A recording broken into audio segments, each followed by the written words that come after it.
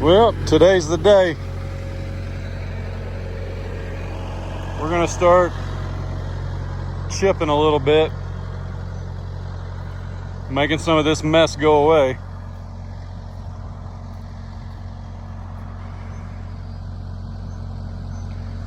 So about 2 weeks ago, I took my chainsaw to this and cut down at least 24 trees. And it was quite a project, but I'm excited to get started and make this disappear. And then I'm actually working with a company to see about getting a landscaping rake or landscape rake. Biggest one I can find, man, that's what I want. And we'll start dragging some of this debris to piles and start burning it. And you know, this is a process, guys. This is the part that I don't show a whole lot, because to me, it's not that it's boring. I can just move quicker if I don't have to move the camera 10, 15 times. But I know you guys love seeing before and afters and things like that, but today I'll try and get you a little bit of footage of just cutting down and making some of these trees go away. But what I'll do is I'll back in here somewhere safely and just take it one tree at a time, and I'll just start bucking limbs and running the limbs through the chipper and let the chips fall where they may. I'm not too worried about where they go out here. Anything covering up these rocks would be good. But we've got some nice logs, as you can see, nice big firewood logs, and I'll stack those somewhere where we can use them. I'll be honest, I probably won't worry about anything above about 12 feet. I'll just use the big logs. But a lot of you guys have mentioned a sawmill. It's not really my thing at this point. I just don't see myself using it. Sorry.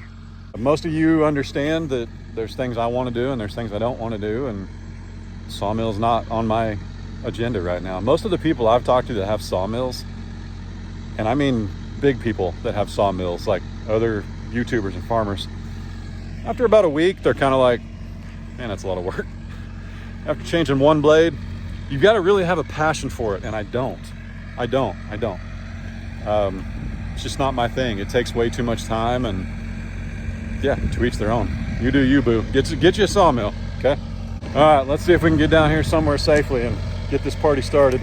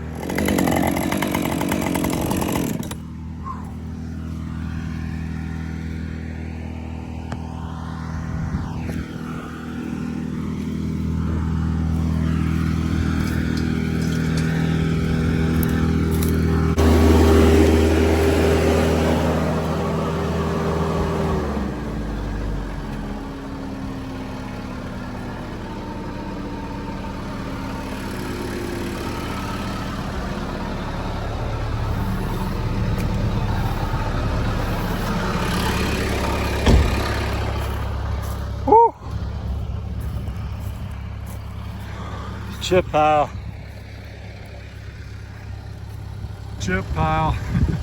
I'm spent, man. It's a little better. Come on now, the whole cedar tree's gone. That tree, that one, they're all gone. Do they make like large track loaders? No, like a bucket loader with a grapple on it. Something that can pick these up. But I gave her a full send. Hang on a minute, this looks better than I thought. Yeah, that's better. That's better. I mean, there were branches 12, 10, 15 feet in the air out here. There was some out here in the air. I just gave it a full send. The cows showed up, had a little bit of a welcoming committee. So I cut them some trees down right there, but apparently it wasn't their favorite flavor, because about 5 minutes later, they headed up to the 8 acres. It is what it is, man. It is what it is. Where else do I start? Where else do I start? What can I do in the front yard that will make it look better? But the wind has picked up, even if you can't see it back here in the trees. The wind has picked up quite a bit. And it's just a dangerous time to be back here. It really is. Even an 8 to 10 mile an hour wind, as much as we've disturbed things. So I'm not saying they're just gonna fall over spontaneously, but I do want to be careful. What's going on? It's been a few hours.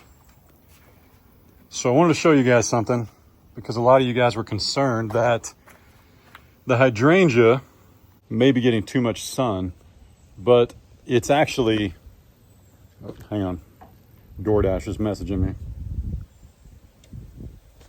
It's actually 12:40 in the afternoon, and it's just now got sun on it. This dappled willow doesn't have any sun on it until like 4 o'clock in the afternoon. But what's funny is this one actually doesn't look as good as the one over there with the rocks around it that's just set out there for all the sun all day long, man. So I don't know, just different strokes, different folks, and different plants for different whatevers. But this hydrangea is looking really good. But yeah, it does not get any sun until 1 p.m. Okay, so it's been doing pretty good. This crepe myrtle is about ready to explode, I got a feeling. And this isn't a dwarf, but we do plan to like cut it. Like, it is possible. We've seen people with them, you know, growing just like that. So we do have some more buds coming in. Pretty excited about that. These things were really pretty, and I didn't realize you need to deadhead them. I just let them grow, and that's why they got weird and awkward like teenagers in junior high. I have no idea where that came from. I did just water the front yard a little bit, because last night I spread seed everywhere, man. I mean, I threw seed everywhere. But like I said, DoorDash messaged me, and they're bringing me something, and it'll explain why we're going to quit a lot of things here in a minute. But one of the things I am ordering is some plant food for veggies, because our little tomato there, now it's doing a little bit better, but our little tomato here, it looks like it could use some help. But we'll see. We'll see. Wonder if I should like put that up there even more. See if that does it. But yeah, she's about to get some plant food. And this other hosta, where's it at? So we've got a hosta right here. And you guys said be careful because they like the shade. But again, it doesn't get sun until right now. So we'll see how she does there for a little bit. This is our strawberry. You guys told us it likes a ton of sunlight. The rose bush is doing good. But right now I need to figure out where to put this loblolly. Now we've got something coming. Let me stand in the shade. Goodness. I got to do it. I don't know. Do I tell you guys yet? Oh my goodness. Yeah, let me finish my thoughts and then we'll talk a little bit. But we might have to pause on some things. But I think that loblolly, I think I want that sucker like, do I want it where the dumpster? I don't know. The problem is we get wind in the cold. Like, this is south, this is north, but we get a lot of winds from this direction and this direction. So I really think if that loblolly is going to go anywhere, it almost needs to go in the backyard.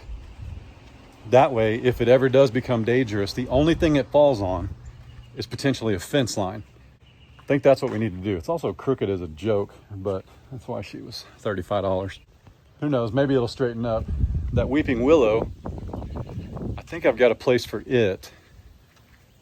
And it's away from all, is it away from water lines? Yeah, it is. It's away from all water lines. And I think it'll be okay. I don't know, man, I might put it right here on the corner of the barn. Somebody suggested that we could put that weeping willow right here, but we've got water running from our well house. So that wouldn't be a good idea. Plus, we just cleaned all this up. Like, there was 3 trees right there. There was 2 right there that we took out last year. And then there was 4 right there. Actually, there's another one right there. We just cleaned all this up. We can just finally... Wiener! Gooser! What's up, buddy? Oh my. We can just finally see the well house. Remember I told you guys there was some rebar over here? That's what it looks like. This was used when they built the house. I drug it out of there so that I could mulch this yesterday and chip it and all that good stuff. But I don't know. I mean, we could put that loblolly right here. I don't think it's going to hurt too much. I don't know. It might be worth, that'd be worth it. What we're up against is off the back porch, there's going to be a pond down there. So I think it might be kind of cool to put the loblolly right here. I don't know. Or the willow. Oh, but we got the water line. You guys have been on me about the water line and the weeping willow. How far are we from the water line though right now? Probably 40 feet from where I stand. Could you put a weeping willow right here? But it's the stinking well house. Right? You don't want it anywhere near it, correct? It's about the weeping willow. But the loblolly, we might be able to put that right here. I don't know, we'll see. But I do have some little green thuja giants that only get like 8 feet tall. I don't know why they're called thuja giants, but I think we're gonna plant one of those right here. If you don't know, we bought a ghost gate opener, like the dual, the big double, like the bad mama jamma. That's how our gate opens and shuts. I need this hose to drain the pressure tank. Dude, it's gonna smack me in the face here in a second. Gee whiz, man. Give me both ends of that. That's some thistle. I need to tear that out of there. Golly. But I need to drain the iron out of our pressure tank. And this is how we do it. So first you open the door and you step back because of snakes. Mr. Snake. All right, I don't see or hear anything. So then you put this on here. You crank it up, or tighten it down, I should say. And nothing's leaking in here. It's just condensating because it's very hot outside. Yeah, and then we open this and we let this run until it's not red. That'll get all the iron out of it. She'll take a minute. Does that look red on camera? I hope it does, otherwise it won't make sense. There'll be big spurts of it here.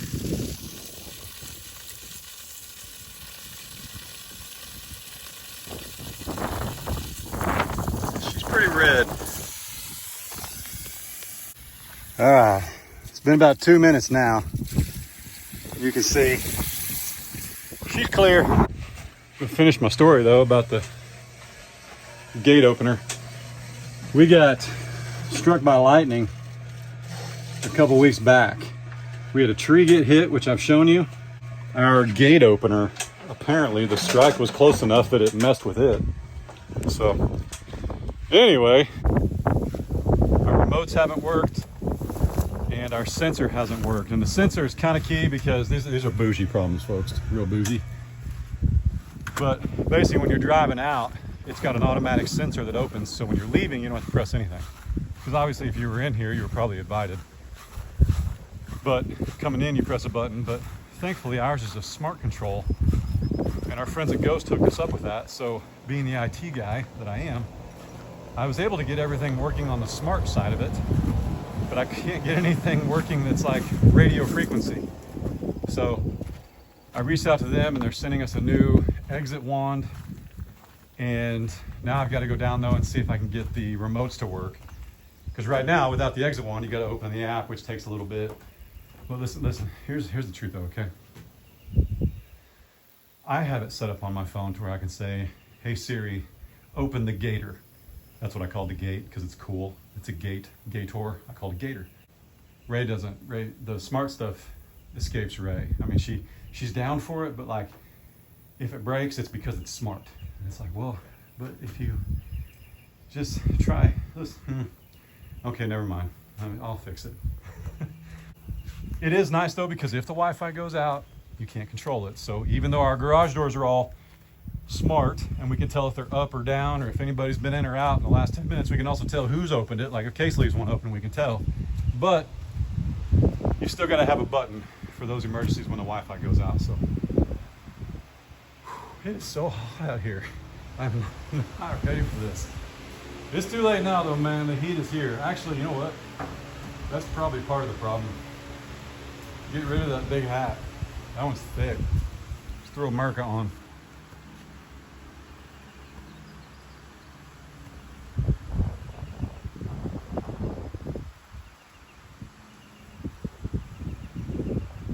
Tucked it in.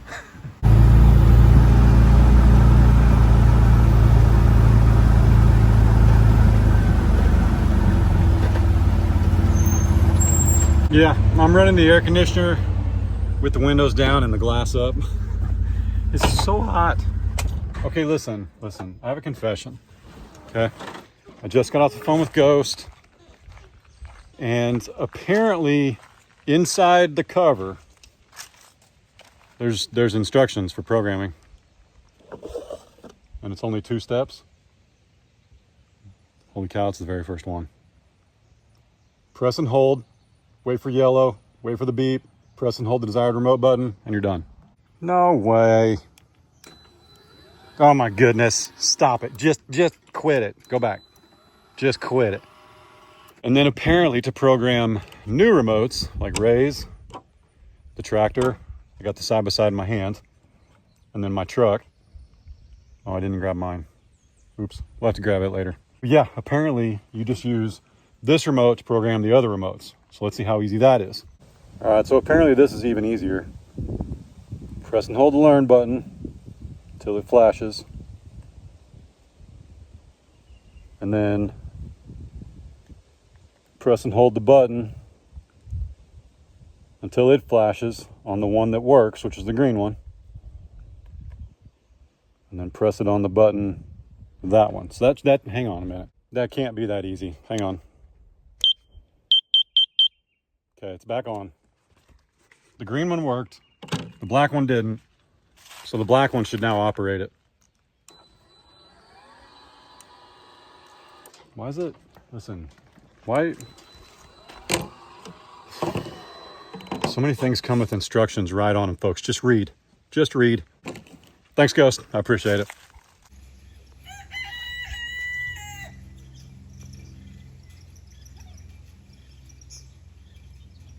I think Lily's checking out the rooster. What? Lily's checking out the rooster. So I plant that loblolly right here. All right. 50-foot crooked tree going right here.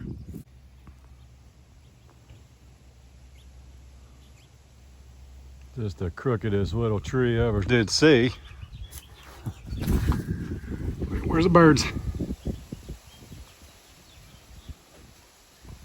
There they are. So I got the loblolly in the ground. I got the green, cute, triangular shaped tree in the ground. Now I've still got some green fuchsia giants, and then the willow tree. All right, so here's the skinny. I quit. I've officially done as much as I can do on my own, and we've realized one thing: we need some more help. I'm about to go in here and mark some trees for the dozer man. I know. Chad, you said you'd never hire a dozer again. Well, I didn't say I'd never hire one again. What we're up against in this pasture specifically, the calf pasture, the 5 acres, there are more trees than we know what to do with. I mean, I appreciate all the compliments. You guys have absolutely built my self-esteem in the kindest way possible. But no matter what I do, it just never seems to end. And what I'm up against is, let's say I want to take this tree down right here, this one tree. It'd probably take me 2 hours. And that tree will probably take me 2 hours. This tree will take me about 2 hours. I'm talking with the wood chipper and 2 tractors. I mean, it just takes forever. Now that's before I grind the stumps, right? And so there's 8 hours and 3 trees. I've still got trees I haven't even chipped up from last time. I've still got the big oak that fell that I haven't chipped up. I mean, it's real easy to come in here and cut down trees and look at it and say, wow, that's really opened up. But what we figured out is, even though it's opened up, it still takes hours and hours and hours of work. I've proven, and you can disagree if you want, I don't even care. I've proven I'm not afraid of hard work. The problem is, at what point does your hard work cost you more than if you just paid a dozer? Because look at this. This is how open this is. Look. See how open that is and airy? You think the forest floor would be nice and covered with grass, right? Nope. It's got 17 stumps because there were 17 trees. And there's just no way around it. There's just no way. I mean, you got these 2 big ones right here. I mean, you can see the grass is growing, but there's still 40, 50 trees, man. I know what you're thinking. We'll get a grapple, stack them up, burn them. But you still got to take them down. I mean, guys, I can't. This one frame right here, what's in frame right here, is what I'm up against for about, I think this pasture's, it's almost a perfect square 5 acres. So whatever that is. Yeah, you're looking at about 490 feet by 490 feet of just trees as far as the eye can see. And the dozer will come in here. And remember, there's no creek bed. I mean, there's a creek bed down there, but it's just off the ditch. It's not like part of the main creek that we love and we want to fill our ponds with. This is just the creek, if you will.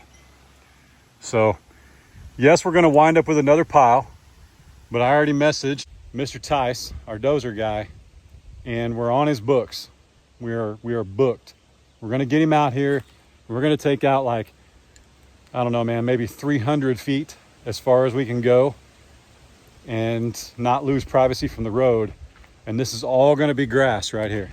That's what we want. So then we can come in with like that loblolly pine, a willow tree, trees that we want to look at. Because here's another thing we're running into. That tree right there, you can't take that down with anything other than a dozer. I mean, I could cut it down, but it's going to crush your boy. You know what I'm saying? He's going to be dead. And all the little chickens with him. That tree right there, I mean, it reaches a point where how dangerous do you want to be? So I know how he operates. And he's going to start down there and he's going to shove them this way. And everything that's got an orange X on it is going bye-bye. So, but in reality, instead of spraying all these trees, I'm going to go in here and find like the 400-foot mark. And I'm just going to hit every tree and tell him every tree to the right, or I should say every tree to the north, I want gone. Just make them all go away. Of course, we'll lock the cows out. This pasture, when we first moved in here, this was the second pasture we ever built. Awesome, and it's beautiful, and it's pretty. But we've got so many trees along our driveway that we need to move the fence back to even take some of those trees out. So when Tice gets here, it's Tice Excavating, I believe. So it's Tim Tice. But when Tice gets here, I'm probably going to take down the fence along the driveway and just have him shove everything that way. Get me a nice pile, get it drying, whatever you want to do. Make 2 piles, 3 piles, you know. And I know people, man, you've been griping about those piles and you've been griping about this. I know. But remember, like you guys have suggested, it's a fluid movement. It's a fluid plan.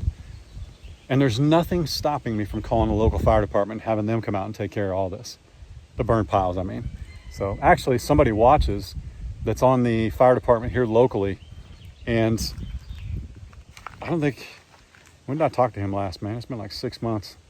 But yeah, he basically said he's got a water truck too. He can come out here and he can just babysit the fires with me. I mean, I'd pay him, of course, but he could just babysit the fires with me. But see that little tree right there? That's our little American plum tree. But I would like to take everything out from that plum tree. All of this, man. Make it all go away. All of it.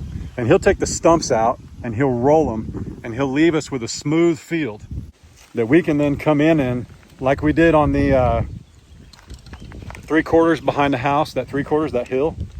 I'll plant seed, and trust me, that seed will grow in red dirt. Probably grow better if I don't use 3-year-old seed, you know what I'm saying? It's time. It's officially time. I'm ready. I'm officially wasting time going tree by tree or pasture by pasture. So what does that look for the 20 acres? I don't know yet. This is going to kind of be a piece project. Like I'm going to start with this and see how far we get.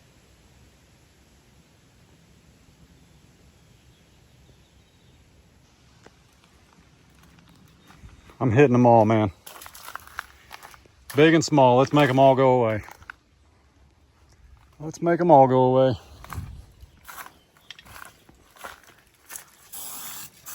Hang on, that's somebody's home. Where's it at? Oh, I saw a hole. Hey, there it is. Take this down. Woo. So what you guys got to remember when I'm saying take these trees down, and you see trees out here and you're like, man, look at all the shade for the animals and this, that, and the other. What you're not seeing is that's not a healthy tree.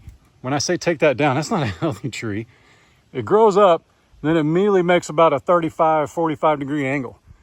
So does that one, so do those, and they all lean towards the power lines, okay? They're gonna have to come out at some point. And if taking them out means that I get more land and my cows get more grass and I don't have to worry about the power company and the power lines, and we're gonna have Mr. Dozer Man also look at our drive right here, because I would love to get a culvert and have him go ahead and take care of that. And I don't know, we might be able to leave the fence here. I'm not opposed to it. I just thought it might be easier to, basically come from this post right here and go to our gate up there. That's what I wanted to do, was like cut this corner off. But I was just gonna disconnect the fence right here. And yeah, it wouldn't be too bad just to go, but that would let him take all these down. He could take all those down, and then we can come in and plant actual trees that are healthy instead of this overgrown timber that's not any good. It's leaning. I mean, look at that thing. That's one hard good wind or ice storm from hitting my fence. Okay. Should the power company have done a better job when they came out here? I don't know. I mean, they cut them 15 feet from the power line. That's all they're responsible for. We're going to do, right? And yes, Miss Ray is 100% on board. Let me actually tell you something. If Ray had her way, we would clear this entire pasture, all 5 acres. But then everybody would see me in my underoos on the front porch. So I don't want to do that. I don't want to scar any of you guys for life. You'll never feel like real men if you see me on the front porch in my underoos. I'm just saying, I think they should all go. Okay? They're all going. I want it gone. I want this cleaned up. I mean, nothing's going to grow here. This doesn't do me any good. It's all rock and chat from when they carved the road. So when I say I'm quitting, I'm not a quitter. I just understand logic, time, money, cost. The dozer's a $1,000 minimum. I think that gets you a couple of days, depending on how fast he can go. And I've made quite a mess for him right here. But he actually will take the stumps out and then he rolls them so it puts dirt back in, so we don't just wind up with a bunch of holes. The guy's extremely talented. He was here last year, if you guys remember. It's the same guy. I don't know if he's a month out. I did ask him because he knows I film, and I was like, so how far out are you? Because when I tell folks, they're going to get real tired of seeing orange X's on trees, wondering where you're at. But he's an early riser like me, so I got a feeling when I interrupted him about 8 o'clock this morning, he'd already been working pretty hard. But he'll text me later and let me know. Am I a month out? Am I 2 months out? I know last year we called him on July 4th and he showed up August 1st, ready to roll. And I had him here the whole time. So I'm gonna keep coloring trees. I don't know why. It's gonna be like every stinking one of them. But no, honestly, there's a couple out there that I wanna keep. Where's that? There's a real big pignut hickory. Like that one right there. That is, I mean, oh my goodness, man. That's like a 60-foot tree. That is huge. Real pretty tree. So we'll leave that one. I mean, you can see the huge amount of shade that it casts right there. But the rest of them, all of them, I mean, that one's leaning this entire way. It's leaning right towards me. And there ain't a branch on the other side of it. You got this one here that looks really pretty at the bottom. It's nice and straight. And then you get up top and it's all widowmakers. It's all dead or dying. You know, that's what happens to oak trees around here. But this will give us a chance to come in here, plant some things we want, get rid of some things we don't. I legit have a fear of a tree falling on a cow, man, or a limb. We have that many trees. And with our winds here in Oklahoma, it is not out of the question at all. So we'll see. As far as shade goes, you gotta remember, guys, this is 5 acres out of technically 37 that they have to roam. There's still gonna be trees. Remember, I promised you guys too, we're gonna build some loafing sheds before winter, okay? Hold me to that. I'm not scared of it. We almost built them about 3 or 4 months ago. We almost did it, but thankfully we didn't, because then we got 50 inches of rain since April 1st. And where we were gonna put the loafing shed in the 20-acre pasture, yeah, them cows, that wouldn't have been a loafing shed. That'd have been like a boat barn. So glad we didn't do that. Half these trees too, I believe that's poison ivy. Half of this is poison ivy. I mean, it's not even something, I can't come in here and hug any of these trees. So why would I keep them? If you can't hug a tree, I don't want it. They're going, it's happening now. I'm marking the trees, it's happening. There's no turning back. And I got 3 more cans of spray paint, folks. Ray's over there backing in the pool watching me talk to myself and yell. Just gonna keep going. Let's see, like this tree right here. I mean, look, it's all pretty and straight. And you get up here and it's, oh my goodness, what happened to that tree? It's just a lightning rod, man. Nope. This one right here, I don't know, I think, hey, does anybody do any chainsaw carvings? Come out here and carve me a bear or something, I don't know. Better hurry though, it's marked. Actually, you know what? The way that thing's shaped, somebody come out here and carve me a bear taking a, you know, code brown in the woods. It's a good angle, it'll probably work. If a tree falls in the forest and no one's around to hear it, did it make a sound? If a bear drops one in the woods, no one's around to smell it, did it stink? All right, yeah, that's enough spray paint for one day. Man, God bless you guys for hanging out, man. Whether it's spray painting trees, watching paint dry, watching grass grow, watching weeds grow, crazies. Chickens lay eggs, cows, babies, whatever we're doing, man. You guys are always down. You're always here in full force, and I sincerely appreciate it. I'm not quitting anytime soon, man. I'm having so much fun. I love hanging out with you guys. I sincerely do. I'd look you in the eyeballs, but I'm trying to make sure I don't step on those snakes. God bless you guys from the bottom of our hearts. We genuinely appreciate it. We'll see y'all tomorrow with more X's. See ya.